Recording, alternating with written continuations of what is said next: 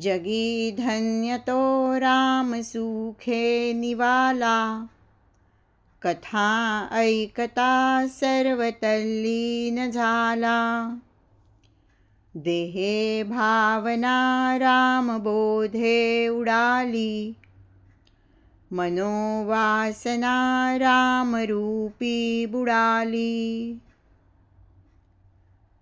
जो मनुष्य भगवंताच्या वेगवेगळ्या कथा ऐकताना तल्लीन होऊन जातो, त्या कथा ऐकण्यामध्ये ज्याला आनंद होतो, समाधान मिळते, तो या जगात धन्य होय.